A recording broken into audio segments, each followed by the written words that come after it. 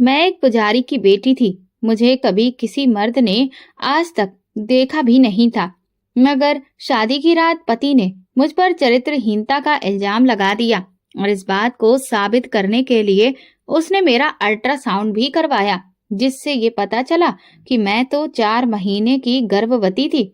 मुझे वो तुरंत ही तलाक देकर मेरे मायके छोड़ गया। मैं रोती हुई अपने पिता के घर लौट आई और रात के 2 बजे मुझे अपने बिस्तर पर कुछ गीला गीला महसूस हुआ।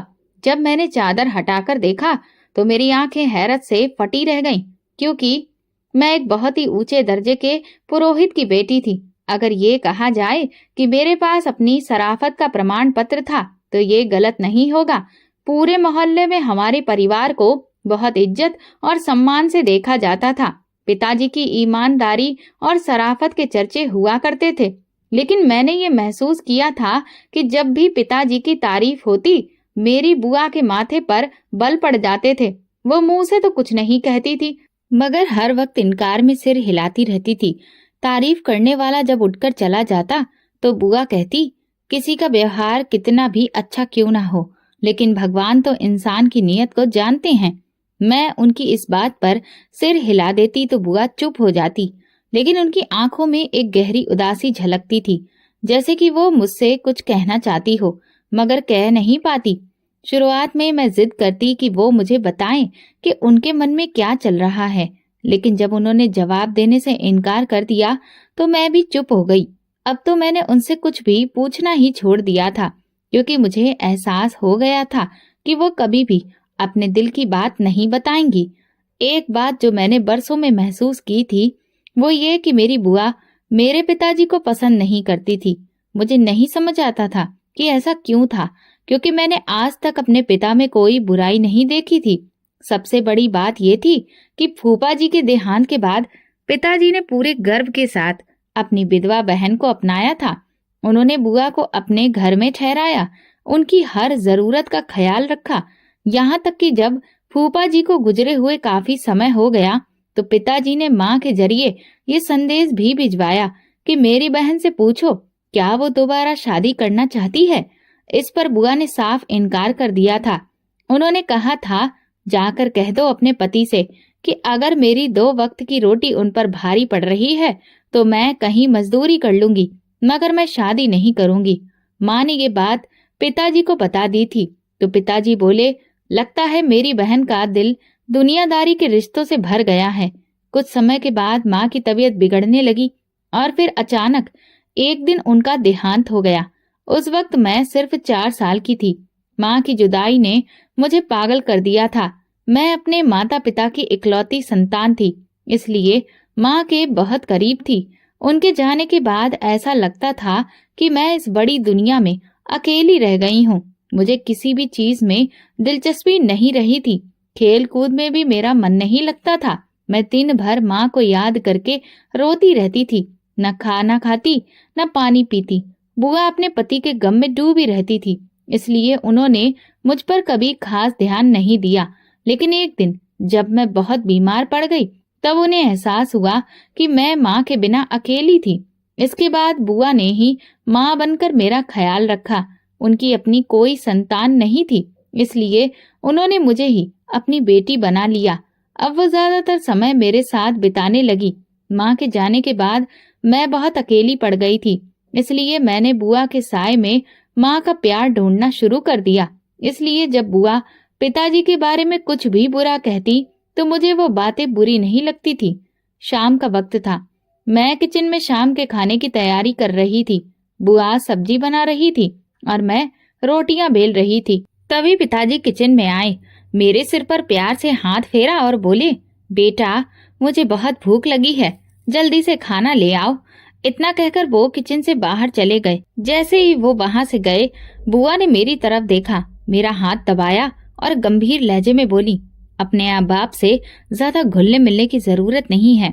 तुम जवान हो, अपने बाप से दूरी बनाकर रखो।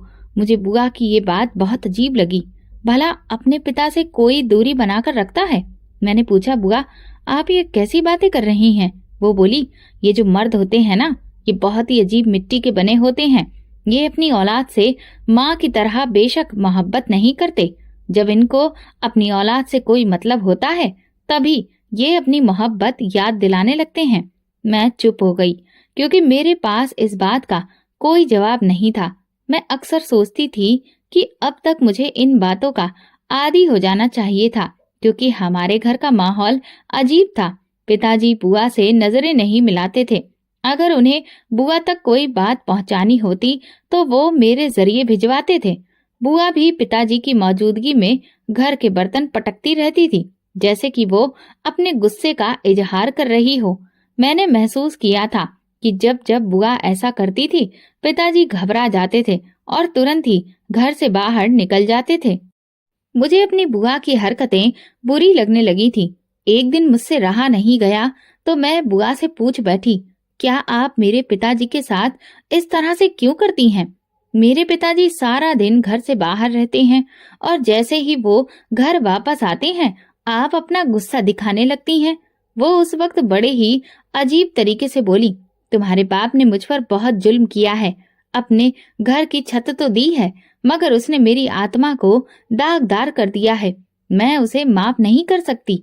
इसी वजह से मैं तुम्हें हर वक्त समझाती रहती हूँ कि जैसे भी मुमकिन हो इस इंसान से दूर रहो। मैं बोली, बुआ आप ऐसा क्यों कहती हैं? बाप तो औलाद के सिर का साया होता है और औलाद अपने माँ बाप के साए में आराम करती है, और आप मुझे इस साए से दूर करना चाहती हैं। बुआ कहने लगी, मैं तुम्हें साए से नहीं बल्कि जलते हुए सूरज से दूर करना चाहती हूँ। कुछ रिश्ते सही नहीं होते बल्कि वे जलाने वाली धूप होते हैं। मुझे बुआ की बातें कभी भी समझ में नहीं आई थी और ना ही आने वाली थी। इसी वजह से मैंने उनकी बातों पर ध्यान देना छोड़ दिया था। वो हर रात मेरे कमरे में आ जाया करती थी, मुझसे बातें करती थी और कहती थी, जब तक तुम सो नहीं जाओगी मैं अपने कमरे में नहीं जाऊंगी। मैं बुआ से कहती, मैं बड़ी हो गई हूँ, आप मेरी फिक्र ना किया करें, मैं खुद से सो जाया करूंगी। तो बुआ कहने लगती, अब तुम बड़ी हो गई हो, इसी वजह से तुम्हारी ज्यादा फिक्र होती है मुझे। जब तुम सो जाओगी तब मैं उठकर अपने कमरे में चली जाऊंगी। हर रोज ऐसा ही होता था। आज भी मैं बुआ के साथ बातें करते करते सो गई। रात के शायद 2 बजे थे। जब मेरी आंख खुली, मैंने उठकर पानी पीना चाहा तो ये देखकर हैरान रह गई कि आज मेरी साइड टेबल पर पानी रखा ही नहीं था। ऐसा पहले तो कभी नहीं हुआ था। ये शायद पहले कभी रात के वक्त मेरी आंखें ही नहीं खुली थी। खैर, मैंने सोचा कि मैं खुद ही किचन में जाकर पानी पी लेती हूँ। जब मैं अपने कमरे से बाहर निकली तो ये देखकर हैरान रह गई कि मेरी बुआ के कमरे से रोशनी आ रही थी। मैंने सोचा, बुआ इस वक्त जाग रही हैं, कहीं उनकी तबीयत खराब तो नहीं हो गई।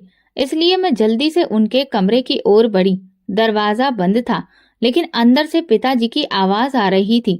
पिताजी कह रहे थे, जो कुछ भी हुआ है वो सब गलतफहमी का नतीजा है, मुझे माफ कर दो। बुआ रो रही थी। वो कहने लगी, मैं तुम्हें माफ नहीं कर सकती। तुमने मेरे साथ बहुत जुल्म किया है और इसीलिए मैं तुम्हारी बेटी को भी तुमसे दूर रखती हूँ, क्योंकि तुम एक जालिम इंसान हो। अब मैं चौंक गई थी और सोचने लगी थी कि आखिर मेरे पिताजी ने बुआ के साथ ऐसा क्या कर दिया था। पिताजी कहने लगे, मैंने जो गलती तुम्हारे साथ की है वो मैं अपनी औलाद के साथ नहीं दोहरा सकता। तुम परेशान मत हुआ करो, बल्कि मैंने महिमा के लिए रिश्ता भी ढूंढ लिया है। मैं बहुत जल्द ही उसकी शादी करने वाला हूँ। बुआ कहने लगी, नहीं, मैं तुम्हें रिश्ता ढूंढने की इजाजत नहीं दूंगी। मैं अपनी बेटी के लिए खुद रिश्ता ढूंढूंगी। पिताजी बोले, हाँ हाँ, मुझे पता है कि महिमा को तुमने माँ बनकर पाला है। मैं भी अपनी तरफ से कोई रिश्ता तय नहीं करूंगा। पहले सारी बातें तुम्हारे सामने रखूंगा। अगर तुम्हें ये रिश्ता ठीक लगा तो ही मैं महिमा की शादी करूंगा। पिताजी ये बातें कर रहे थे तो मैं किचन से पानी लेकर वापस अपने कमरे में आ गई थी। मैं ये सोचने पर मजबूर हो चुकी थी कि शायद बुआ की अजीब सी पर्सनैलिटी के पीछे पिताजी का ही हाथ हो। उन्होंने ही अपनी बहन को कोई दुख दिया हो और जिससे वो उनसे इस कदर नाराज रहती थी। मगर ऐसा भी क्या हो गया था जिससे मैं बेखबर थी। फिर ये भी ख्याल आया कि मेरे रिश्ते के लिए बातें तो पिताजी बुआ के साथ दिन में भी कर सकते थे, तो फिर इस वक्त उनके कमरे में जाने की क्या जरूरत पड़ गई थी। मगर इन चीजों से ज्यादा परेशानी मुझे इस बात की थी कि ना जाने पिताजी ने मेरे लिए किस तरह का रिश्ता पसंद किया है। न जाने पिताजी जिस लड़के के गुण बुआ के सामने गा रहे थे वो कैसा होगा। मुझे तो एहसास ही नहीं था कि मेरे लिए पिताजी शादी के बारे में भी अभी से विचार कर रहे हैं और मेरे लिए लड़का ढूंढ रहे हैं। मैं यही कुछ सोचते सोचते सो गई थी, क्योंकि मैं सुबह जल्दी उठने की आदी थी। रात भर सोई रहती थी। मुझे तो लगता है कि मैं करवट भी नहीं बदलती थी।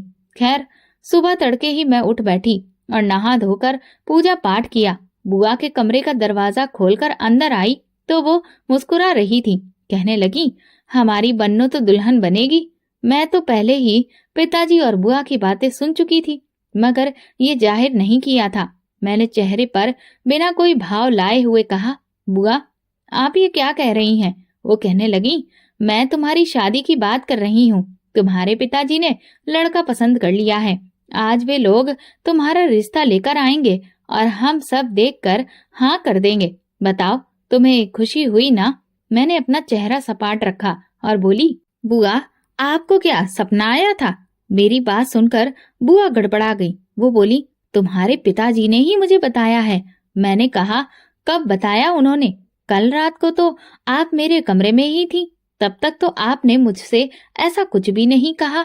मुझे खुद भी एहसास नहीं था कि मैं इस तरह के सवाल जवाब बुआ से आखिर क्यों कर रही थी। बुआ के चेहरे की बदलती रंगत मुझे साफ महसूस हो रही थी। वो कहने लगी, तुम्हारे सो जाने के बाद तुम्हारे पिता ने मुझे बताया। मेरे सामने तो आप पिताजी से बात करना भी पसंद नहीं करती, और फिर मेरे सोने के बाद बात क्यों कर ली? इस बात पर मेरी बुआ का चेहरा एकदम से लाल पड़ गया। वो बोली, महिमा तुमने तो मेरा दिमाग ही खराब कर दिया है। अब तुम मुझसे बात मत करना। इतना कहकर वो चली गई और मैं चुपचाप अपने बिस्तर पर लेट गई थी। मैं अपने कमरे से बाहर नहीं निकली थी। दोपहर के वक्त मुझे देखने के लिए लोग आ गए तो बुआ मुझे अपने साथ बाहर ले गई। मेरी होने वाली सास तो मुझे देखकर बलाएं ही लेने लगी। मैंने नजर बचाकर देखा तो पता चला कि मेरा होने वाला पति भी मुझे देखने के लिए आया है। हमारी नजरें मिली तो उसने मुझे मुस्कुराकर देखा। उसकी मुस्कुराहट मेरे बेकरार दिल पर जादू की तरह असर कर गई। मुझे अंदाजा हो गया था कि मैं लड़के को अच्छी लगी हूँ। थोड़ी देर मेहमानों के साथ बैठने के बाद मैं कमरे में लौट आई। मेरे लिए समीर का रिश्ता आया था। वो एक अच्छा इंसान था और मुझे पसंद आया था। अगर मेरी शादी उससे हो जाती तो मुझे किसी भी तरह का ऐतराज नहीं था। मेहमानों के जाने के बाद बुआ मेरे पास आकर बैठ गई। उन्होंने मेरा हाथ पकड़ लिया और कहने लगी, बताओ कैसा लगा तुम्हें लड़का? तुमने उसे देखा था ना? मैंने सिर हिला दिया। बुआ कहने लगी, मैंने तुम्हारे पिता से कह दिया था कि जब तक लड़का हमारे घर पर नहीं आएगा महिमा उसे नहीं देखेगी। अगर ऐसा नहीं होता तो मैं शादी के लिए नहीं मानती। तुम्हारे पिता को मेरी जिद के आगे हार माननी पड़ी। मैं मुस्कुरा दी।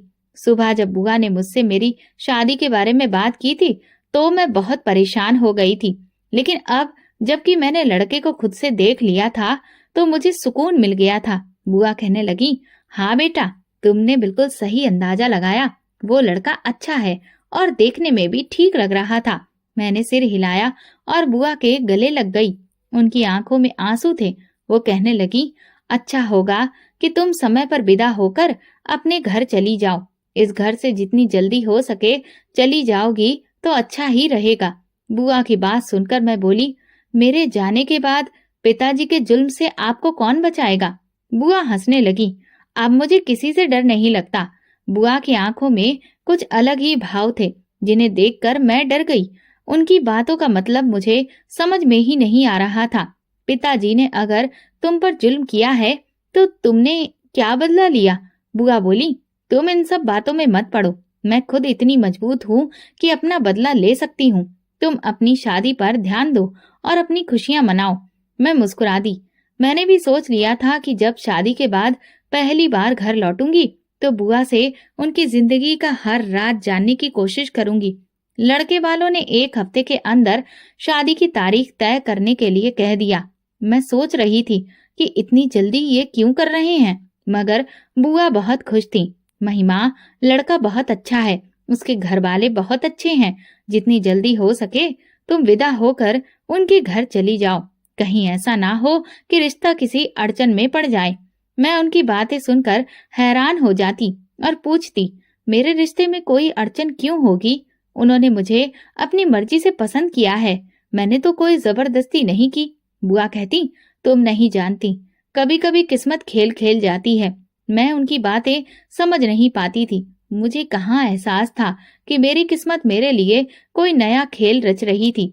खैर, हम ज्यादा अमीर नहीं थे। मेरे पिताजी एक बड़े पुरोहित थे और हमारी रोजी रोटी का ही बस इंतजाम था। बुआ ने अपनी शादी के जेवर शादी के तोहफे में दे दिए थे और कुछ बेचकर मेरे लिए सामान खरीद लिया था। हमारी तरफ से शादी बहुत सादगी से हुई, लेकिन लड़के वालों ने धूमधाम से शादी करने का फैसला किया था। उन्हें हमारी आर्थिक स्थिति के बारे में पता था, इसीलिए उन्होंने कम लोगों की बारात लाने का वादा किया। शादी का दिन आ गया। मैंने अपनी सहेली का लहंगा उधार लिया और पहन लिया। मैं बहुत खूबसूरत लग रही थी, नाजुक, पतली सी और बहुत गोरी चिट्ठी। मुझे खुशी थी कि मेरी जिंदगी बदलने वाली थी। फेरों के बाद विदाई का समय आया तो मैं बुआ के गले लगकर रो पड़ी। उस वक्त मुझे अपनी माँ की बहुत याद आ रही थी। पिताजी ने मेरे सिर पर हाथ रखा और बोले, बेटा, रोने की जरूरत नहीं है। अपनी नई जिंदगी के लिए प्रार्थना करो, भगवान सब अच्छा करेगा। मैं गाड़ी में बैठ गई। मेरे पति मेरे पास बैठे थे। मेरी आंखों से आंसू गिर रहे थे तो उन्होंने मेरा हाथ पकड़ लिया। मेरे दिल की धड़कनें तेज हो गईं। हमेशा मेरी बनकर रहना, मैं उम्र भर तुम्हारा साथ दूंगा, तुम्हारी आंखों में कभी आंसू नहीं आने दूंगा। मैं बहुत परेशान थी, इसलिए मेरे पति मुझे तसल्ली देने लगे। तुमसे पहले भी माँ ने मुझे कई लड़कियों की तस्वीरें दिखाई थी, लेकिन मुझे उनमें कोई दिलचस्पी नहीं थी। मगर जब मैंने तुम्हें देखा तो मैंने सोच लिया कि तुम ही मेरी पत्नी बनोगी, तुम ही मेरे घर की रानी बनोगी। उनकी बातें सुनकर मेरा दिल सुकून में आ गया। हमारी अजनबीपन की दीवारें कुछ ही पलों में मिट गईं। मैं अपनी किस्मत पर फक्र कर रही थी कि मुझे इतना अच्छा जीवन साथी मिला है। मुझे लगने लगा कि उसकी संगत में मेरी जिंदगी बहुत खूबसूरत गुजरेगी। लेकिन मुझे कहाँ पता था कि किस्मत पलटने वाली है। मैं ससुराल पहुंची तो मेरे पति ने मेरा हाथ पकड़कर मुझे गाड़ी से नीचे उतारा। घर में फिर रस्में हुई और उसके बाद मुझे बेडरूम में बिठा दिया गया।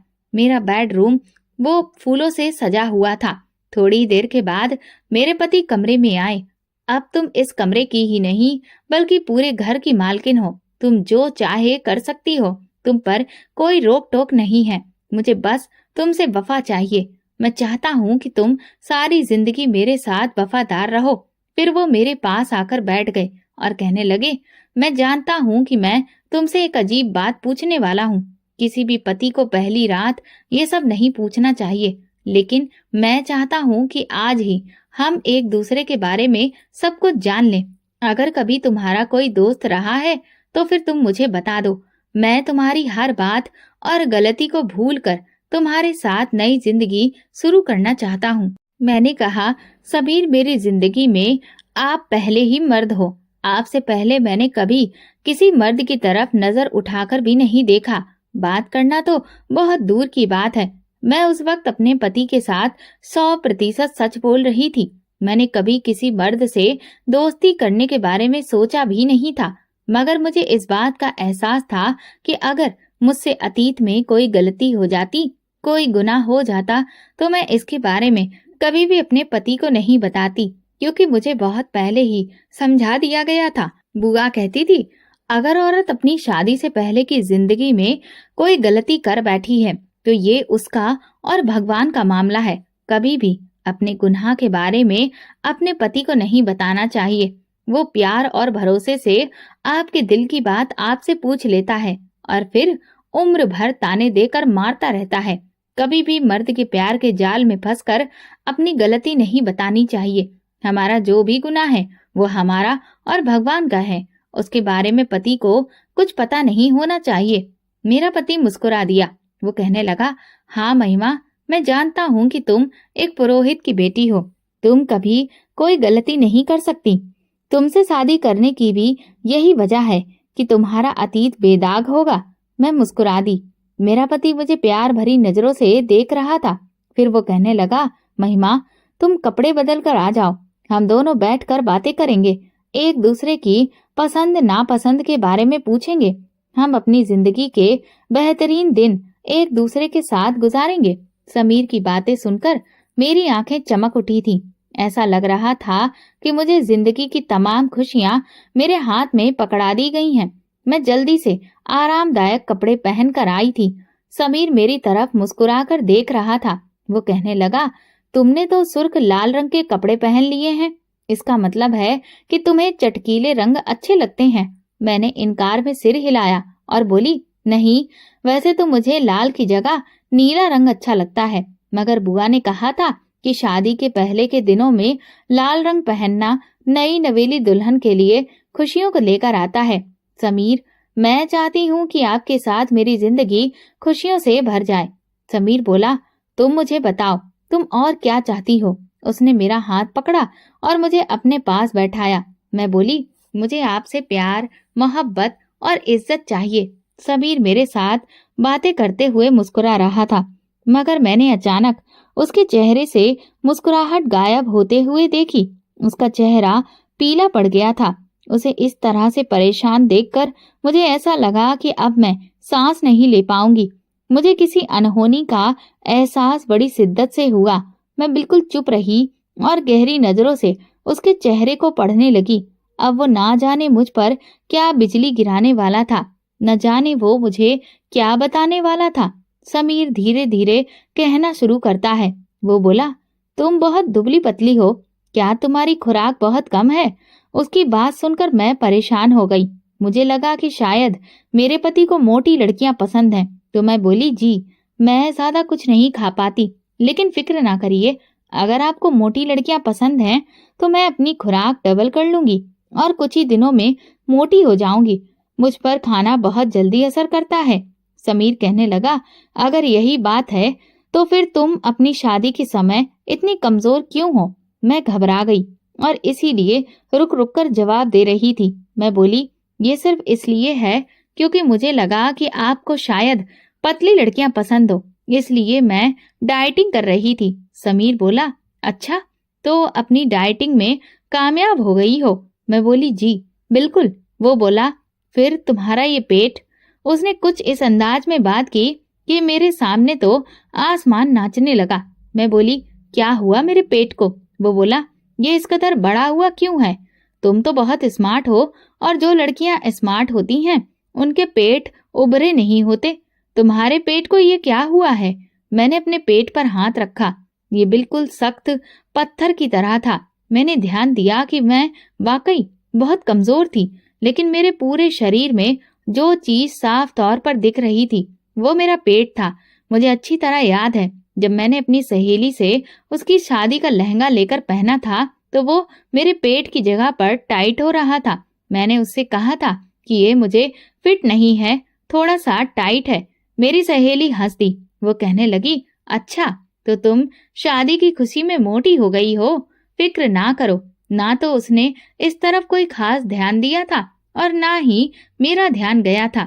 अब मैं बहुत घबरा गई थी। मैंने समीर से कहा, फिक्र ना करें, मैं एक्सरसाइज करूंगी। मेरी आंखों में आंसू आ गए। मैंने कहा, वैसे क्यों कर रहे हैं आप? वो कहने लगे, तुम जानती हो ना कि मैं डॉक्टर हूँ, मैं चेहरे को देखकर ही बीमारी की वजह पकड़ लेता हूँ। मैंने कहा, तो फिर क्या दिक्कत है? क्या मुझे किसी तरह की कोई बीमारी हो गई है? समीर ने इनकार में सिर हिलाकर मुझे गहरा झटका दिया।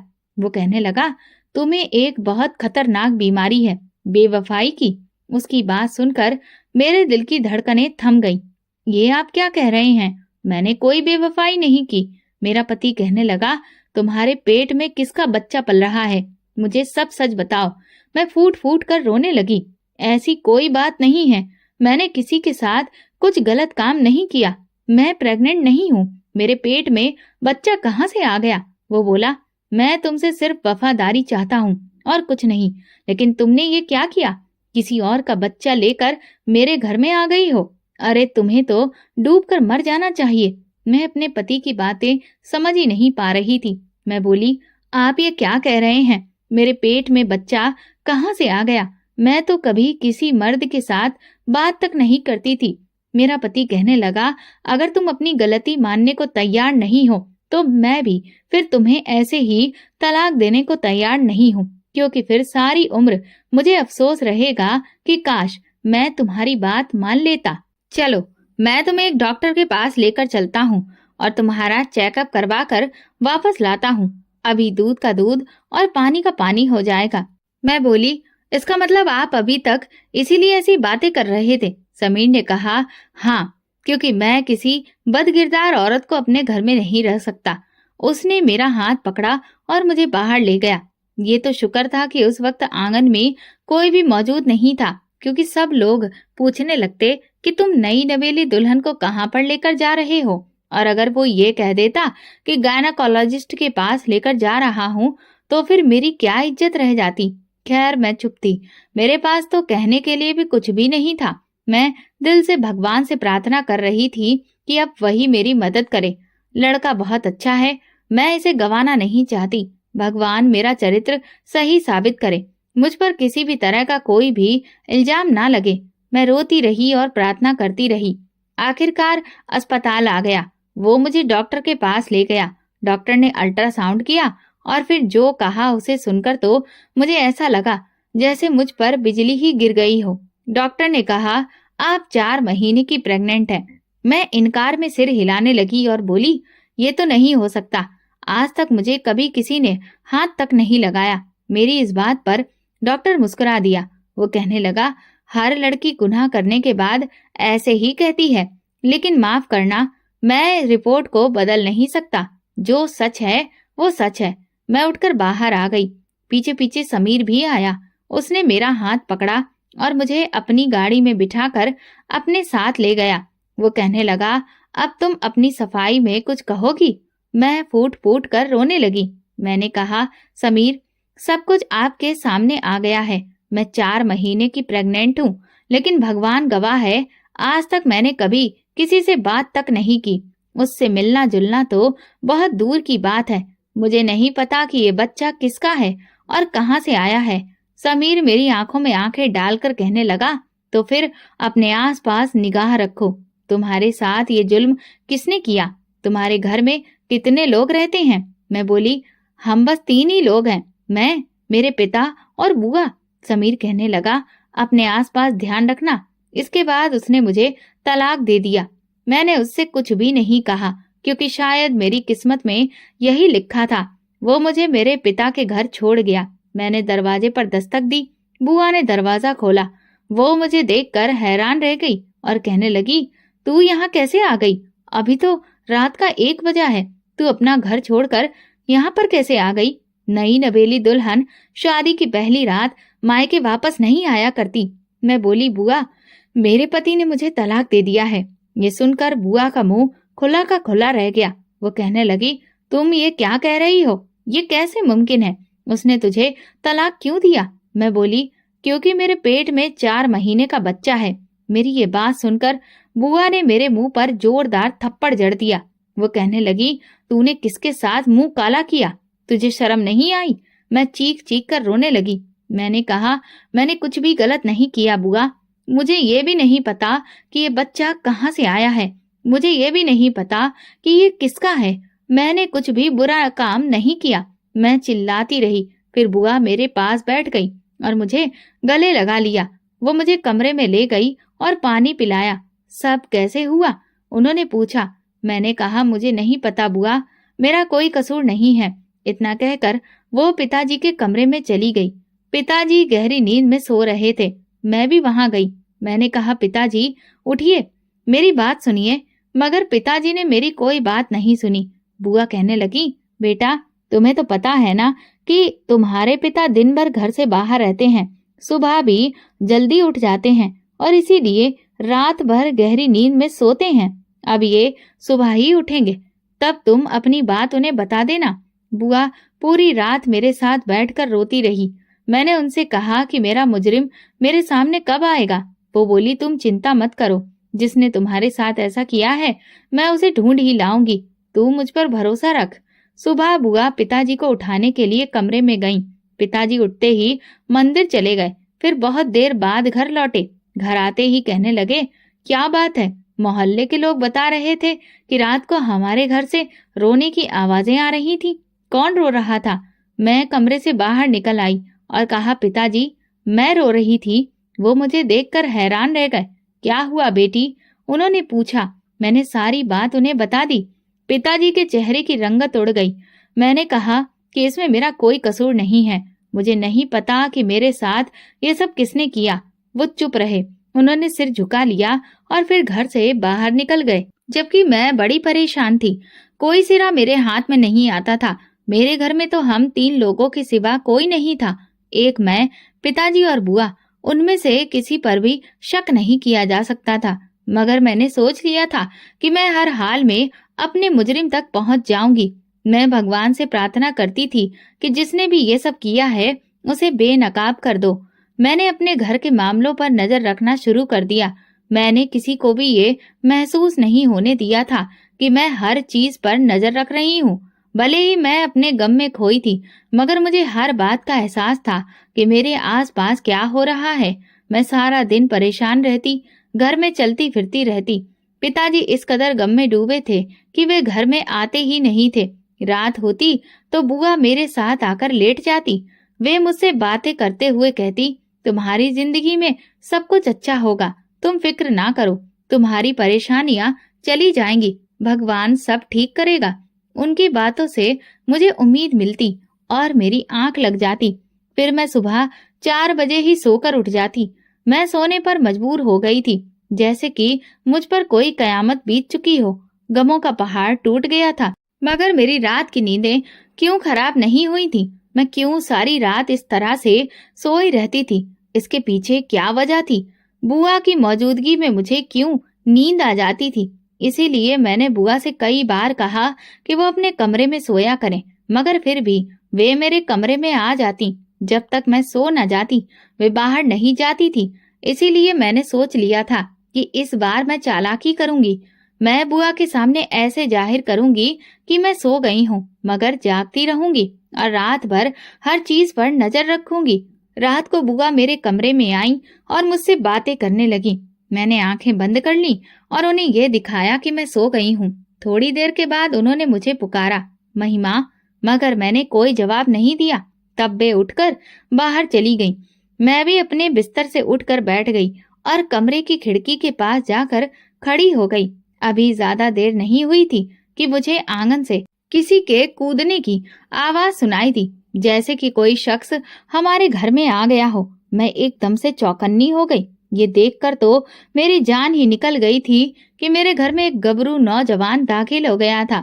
उसने इधर उधर का जायजा लिया और फिर बुआ के कमरे की तरफ चला गया। ये देखकर मेरी जान कांप गई कि कहीं वो मेरी बुआ को नुकसान ना पहुंचा दे। मैं भी दबे कदमों से वहां पहुंची। वो लड़का बुआ के कमरे में था। मैंने आगे बढ़कर खिड़की से देखा। वो लड़का बुआ के साथ बातें कर रहा था। ऐसा लगता था कि दोनों एक दूसरे को पहले से ही जानते थे। बातें करते करते उसने अचानक एक कपड़ा बुआ के सामने कर दिया, जिससे बुआ गहरी नींद में डूब गई। मेरे तो होश ही उड़ गए। न जाने वो लड़का बुआ के साथ क्या करने वाला था। तभी वो बोला, तू क्या समझती है बुढ़िया, मैं तेरी वजह से यहाँ आता हूँ। तुझे गलत लगता है। मैं तो तेरी भतीजी के लिए आता हूँ। मुझे भला तुझसे क्या दिलचस्पी होगी? हाँ ठीक है, मैं तुझसे पैसे लेकर खा लेता हूँ, तुझसे प्यार मोहब्बत की बातें भी कर लेता हूँ, मगर मेरे यहाँ आने का असली मकसद तो तेरी भतीजी है। ये बातें सुनकर मैं पत्थर की तरह जड़ हो गई थी। मैं भागती हुई अपने कमरे में दाखिल हो गई। मैंने बिस्तर पर 2 तकिए रखकर उन पर चादर डाल दी, ताकि ऐसा लगे कि वहां पर कोई सोया हुआ है। फिर मैं अटैच्ड बाथरूम में जाकर छिप गई। मैंने दरवाजे की तरफ से देखा। वो लड़का मेरे कमरे में आया। उसने शीशी निकाली, उसमें से रूमाल भिगोया और मेरे बिस्तर की चादर हटाकर मुझे सुलाने की नीयत से आगे बढ़ा। मगर जब उसने बिस्तर पर मुझे नहीं पाया तो हैरान रह गया। वहां तो सिर्फ 2 तकिए पड़े थे। उसके हाथ की बेहोशी की दवा बिस्तर पर गिर गई थी, जिससे वो गीला हो गया। लड़के ने इधर उधर मुझे तलाश करने की कोशिश की, मगर उसे समझ आ गया कि मैं जाग रही हूँ। वो घबरा गया कि कहीं मैं किसी को बता न दूं। अपनी जान बचाने के लिए वो मेरे घर से भाग गया। मैं बाथरूम में बैठी फूट फूट कर रोने लगी। हे भगवान, ये क्या हो गया? ये सब क्या था? मुझे कुछ समझ में नहीं आ रहा था। मैं बुआ के कमरे में गई और उन्हें पुकारा, मगर वे तो बेहोश पड़ी थी। पिताजी के कमरे में गई तो वो भी गहरी नींद सो रहे थे। मैं फिर वापस अपने कमरे में आई और दरवाजा बंद कर लिया और रात भर अपने कमरे से बाहर नहीं निकली। सुबह उठकर बाहर गई तो देखा कि बुआ और पिताजी जाग चुके थे। वे मंदिर के लिए निकल गए थे। मुझे देखकर बुआ कहने लगी, अरे तुम इतनी जल्दी कैसे जाग गई? मैं बोली, मैंने अपना मुजरिम ढूंढ लिया है। बुआ हैरान रह गई और बोली, कहाँ है तुम्हारा मुजरिम? बताओ मुझे। मैंने बुआ का हाथ पकड़ा और उन्हें अपने कमरे में ले गई। फिर कहा, मुझे आज आप सच बता दे, मेरे पिता ने आप पर क्या जुल्म किया था? बुआ की आंखों में आंसू आ गए। वे कहने लगी, शायद मैं तुम्हें ये बात कभी नहीं बता पाती, मगर अब क्योंकि तुम खुद एक गम से गुजर रही हो तो मैं तुम्हें सब कुछ बता देती हूँ। जवानी में मैं एक लड़के को पसंद करती थी। वो भी मुझे चाहता था और कहता था कि मैं तुमसे शादी करूंगा। मेरी माँ भी मान गई थी, मगर तुम्हारे बाप ने इस रिश्ते में अड़ंगा डाल दिया। वो कहने लगा कि मैं इस लड़के से अपनी बहन की शादी नहीं करूंगा, क्योंकि लड़का केबल का काम करता है और गलत तरीके से पैसे कमाता है। ये मेरी बहन को काली कमाई खिलाएगा। मेरे भाई ने मेरा बाहर रिश्ता नहीं होने दिया और अपने किसी पंडित दोस्त से ही मेरी शादी कर दी। वो उम्र में मुझसे 20 साल बड़ा था। मेरा पति अच्छा था, मगर मैं अपनी मोहब्बत को भुला नहीं पाई थी। शादी को कुछ ही समय बीता था कि फिर मेरा पति मर गया। ये सजा मेरे लिए बहुत बड़ी थी। ससुराल वालों ने मुझे मनूस कहकर घर से निकाल दिया। मैं वापस अपने घर आ गई। अब मेरा भाई मुझसे नजरें चुराने लगा। उसे पता था कि ये सब उसकी वजह से ही हुआ है। अगर वो मेरी पसंद से शादी करवा देता तो आज मैं विधवा ना होती, मेरे पास मेरे पति का साथ होता। भाई मुझसे बात करने से भी डरता था। उसने अपनी पत्नी से कहा कि जाकर पूछो मेरी बहन से कि क्या वो दोबारा शादी करना चाहती है या नहीं। मैंने अपने प्रेमी का नंबर तलाश किया और उससे बात की तो उसने कह दिया कि मैं अब शादी कर चुका हूँ। मेरी जिंदगी में तुम्हारी अब कोई जगह नहीं है। मैं भी दूसरी शादी से इनकार कर दिया। उसी दिन से लेकर अब तक मुझे तुम्हारे बाप से नफरत है। मुझे डर लगता था जब वो तुमसे प्यार से पेश आता, तुम्हारे नाज उठाता, तो मुझे लगता कि वो तुम्हारी शादी किसी बड़ी उम्र के मर्द से कर देगा। तुम इनकार करोगी तो तुम्हें मेरी मोहब्बत का याद दिलाकर ऐसे तुम्हें ब्लैकमेल करेगा। मैंने तुमसे बहुत प्यार किया है बेटी, तुम्हारी हर ख्वाहिश पूरी की है। क्या तुम मेरी छोटी सी ख्वाहिश पूरी नहीं कर सकती? ये सब कहकर तुम्हें बरगलाएगा। इसी वजह से मैं नहीं चाहती थी कि तुम अपने पिता से ज्यादा घुल मिल जाओ, क्योंकि बेटियां तो अपने पिता की खातिर जान देने के लिए तैयार हो जाती हैं। तुम भी पिता की खुशी की खातिर किसी बड़ी उम्र के आदमी से शादी कर लेती और फिर मेरी तरह विधवा हो जाती। इसीलिए मैंने तुम दोनों बाप बेटी के बीच हमेशा एक लाइन खींच कर रखी थी। जब जब मैं तुम्हारे पिता की तरफ देखती थी, मेरा गम ताजा हो जाता था। मैं उसकी तरफ देखकर बर्तन पटकने लगती थी। खैर, मैंने भी सोच लिया था कि मैं इस आदमी से बदला लेकर रहूंगी। ये क्या कहता था कि मुझे मेरा पति काली कमाई खिलाएगा। मैंने भी सोच लिया था कि मैं भी एक गलत तरह के रिश्ते में बंध जाऊंगी। तुम्हें ये जानकर हैरानी और बहुत तकलीफ होगी कि तुम्हारी बुआ अपनी उम्र से 10 साल छोटे लड़के के साथ नाजायज रिश्ते में बंधी हुई है। मैं हर रोज तुम्हारे पिता को और तुम्हें खाने की नींद में तवा मिला देती थी। इसी वजह से वो रात भर जाग नहीं पाते थे। ये बातें सुनकर मैं फूट फूट कर रोने लगी और बोली, मैं ये सब जान चुकी हूँ। कल रात मैं जाग रही थी। मुझे सुलाने के बाद जब आप अपने कमरे में चली गई तो थोड़ी देर के बाद एक लड़का घर में दाखिल हुआ। वो आपके कमरे में गया। उसने आपको नींद की दवा सुलगा दी और फिर मेरे कमरे में आया। मैं खुद को कमरे में बंद कर चुकी थी। उसने मुझे भी नींद की दवा सुंघाने की कोशिश की, मगर मैं बच गई। वो आपके कमरे में कह रहा था कि मैं तुम्हारी खातिर नहीं बल्कि तुम्हारी भतीजी की खातिर यहाँ पर आता हूँ। मुझे जिसने पेट से किया है वो कोई और नहीं बल्कि वही लड़का है जिसे आप घर बुलाती थी। आपका गुनाह मेरी जिंदगी का सबसे बड़ा गुनाह बन गया है। आपने मुझे उम्र भर का रोना दे दिया है। मैं ये बातें करती रही और फिर बेहोश हो गई। मेरी आंख अस्पताल में खुली थी। बुआ ने बताया कि तुम्हारे पेट में जो बच्चा पल रहा था वो खत्म हो गया है। बुआ की बात सुनकर मेरी आंखों में आंसू आ गए थे, क्योंकि मैं इस बच्चे को प्यार नहीं दे पाती। वो मुझे हमेशा मेरी तकलीफ और अतीत की याद दिलाता और मैं उम्र भर उसे देखकर बच्चे से नफरत करती रहती। बुआ ने उस लड़के से बदला लेने का सोच लिया था। उन्होंने उसे फिर से एक रात घर में बुलाया। जब वो दाखिल हुआ तो उन्होंने पुलिस को फोन कर दिया और कहा कि ये एक चोर है। चोरी के इल्जाम में उसे गिरफ्तार करवा दिया गया। उधर मेरे तलाक की खबर भी पूरे परिवार में फैल चुकी थी।